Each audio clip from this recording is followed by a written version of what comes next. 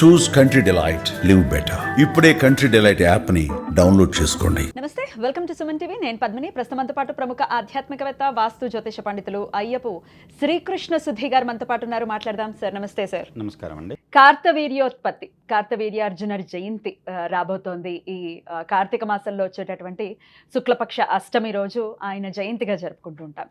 దత్తాత్రేయ స్వామికి పరమ భక్తుడైనటువంటి ఈయన ఆరాధన ఖచ్చితంగా, అంటే ఈయన ఆరాధన కదా, ఈయన స్మరణ అప్పుడప్పుడు మనం చేసుకుంటూనే ఉంటాం. ఏదైనా పోయిన వస్తువుల్ని కార్తవీర్యార్జున అనగానే దొరికేటటువంటి పరిస్థితి అంత మెరాకల్గా ఎలా జరుగుతుందో అనేది చాలా ఆశ్చర్యపరుస్తూ ఉంటుంది.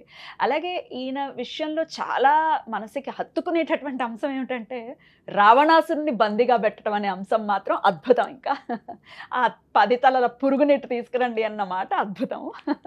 ఈయన గురించి ఖచ్చితంగా మాట్లాడుకోవాలి, ఆయన ఆరాధన ఖచ్చితంగా చెయ్యాలి అనిపిస్తుంది దీని రీత్యా కూడా.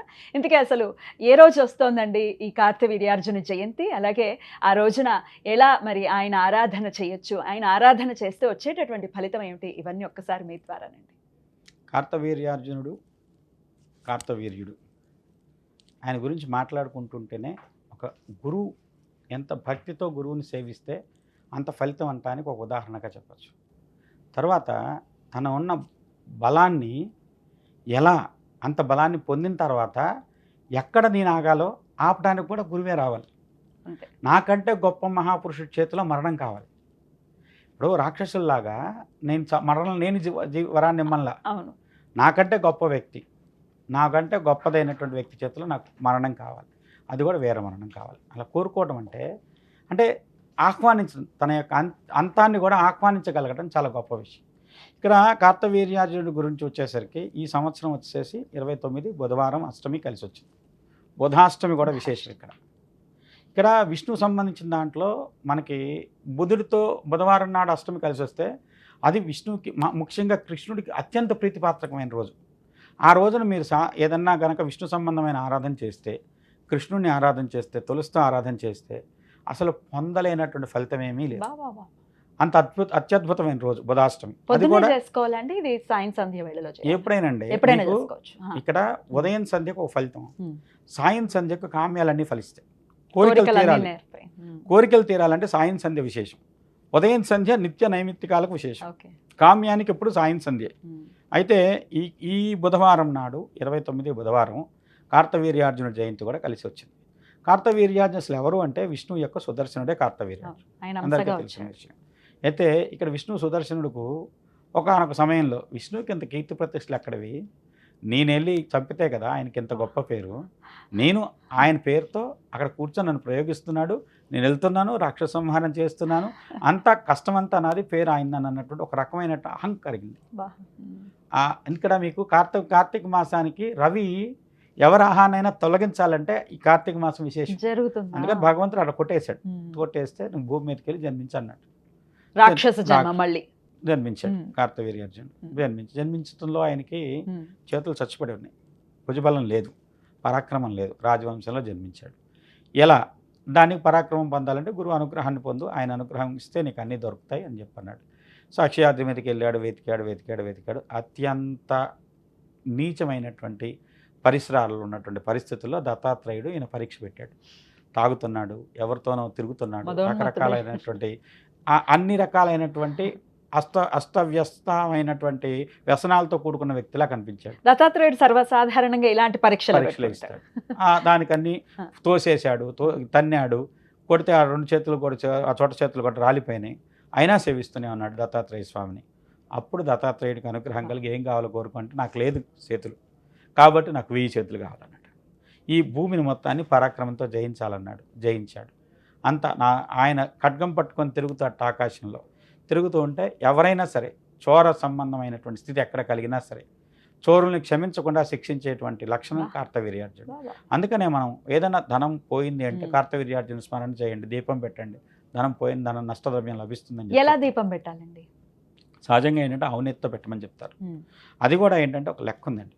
పాత్ర మీరు పెట్టగలిగితే బంగారం, రాగి, ఇత్తడి, లేదంటే కాంస పాత్ర, లేదంటే మట్టి పాత్ర అయినా పెట్టచ్చు. దాంతో ఒత్తి కూడా వచ్చేసి ఆవు నెయ్యి, ఒక మణుగు, దానికంటే వచ్చేసి మడుగంటే మీకు చాలా పెద్ద, చాలా ఎక్కువ, మనకంటే ఎక్కువ.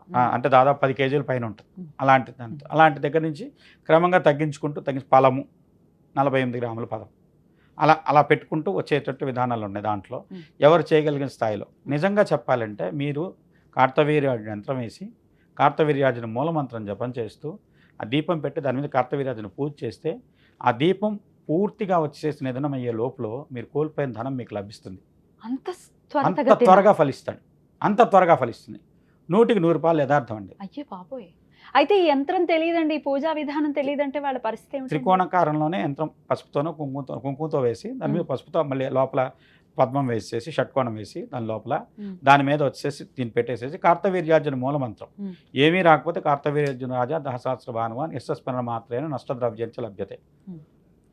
ఆ కార్తవీర్యార్జున మూలమంత్రం సభాముఖంగా వద్దులే కానివ్వండి, అది ఉపదేశం ఉంటేనే చేయాలి కాబట్టి అది చేసి కార్తవీర్యార్జున స్తోత్రాలు ఉంటాయి. సహజంగా వచ్చేసి ఆ స్తోత్రం కానివ్వండి, లేకుంటే వచ్చేసి మన స్తోత్ర నిధిలో వాటిల్లో ఉండేటువంటి ఆయన యొక్క స్తోత్రాలు కానివ్వండి, అంటే కవచం కానివ్వండి చేస్తే ఏ చదివినా ఇదే ఫలితం ఉంటుంది. 100కి 100. దీపము ఎక్కడండి? దీపమే ప్రామాణికం. కార్తవీర్యార్జునుడు విగ్రహ రూపంలోనూ ఇంకొక రూపంలోనూ పూజ ఆయన కోరుకోడు, కేవలం దీపం మీదే పూజ ఆయనకి.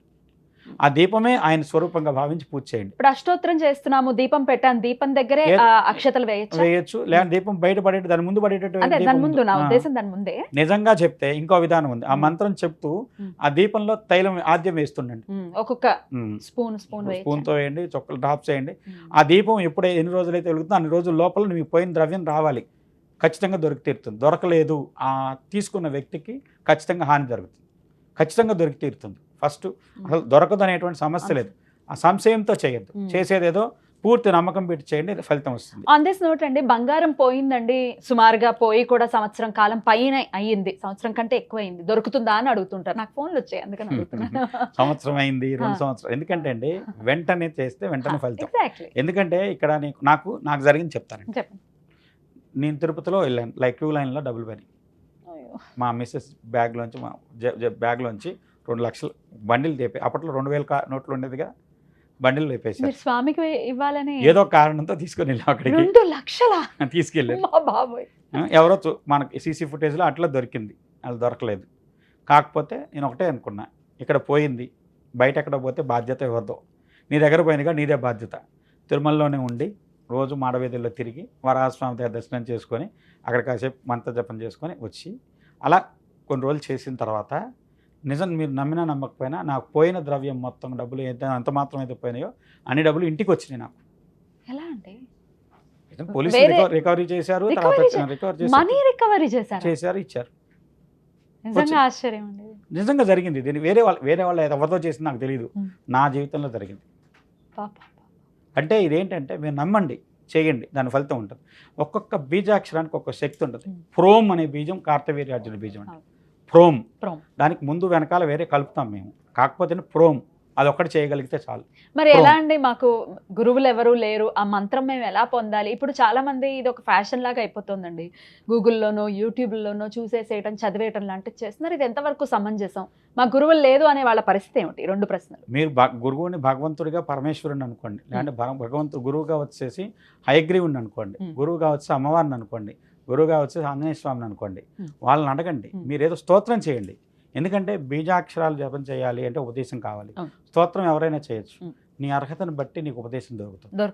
అదే దారి చూపిస్తుంది 100కి 100%. ఎందుకంటే ఇప్పుడు నేను ఇచ్చేస్తానని అందరినీ రమ్మంటే అది వ్యాపారమే అవుతుంది.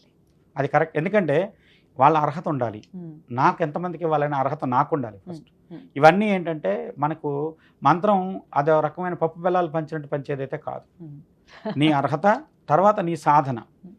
మొదలు పెట్టేది ఎవరైనా సరే ముందు మొదలు పెట్టేదానికి గణపతో, లేకుంటే బాలానో, లేకుంటే వచ్చేసి మనకి సంబంధించినటువంటి విష్ణు సంబంధమైన మంత్రాలు అయితే వచ్చేసి మనకి హయగ్రీవము, లేకపోతే ఇలాంటి వాటితో మొదలు పెడితే ఏంటంటే అక్కడి నుంచి పతనం లేకుండా వాళ్ళు మనం కాపాడతారు.